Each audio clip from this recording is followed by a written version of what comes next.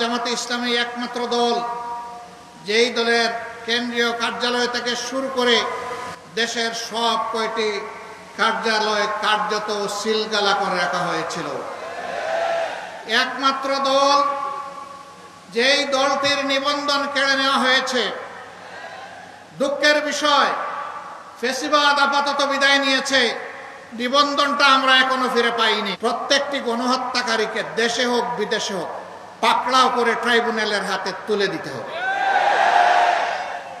এদের বিচার জাতি দেখতে চায়।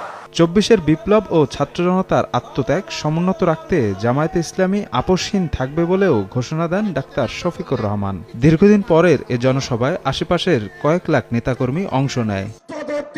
সবশেষ ২০০১ সালে এই নরসিংদীর বুকে এভাবে উন্মুক্ত জনসভা করার সুযোগ পেয়েছিল বাংলাদেশ জামায়াতে ইসলামী।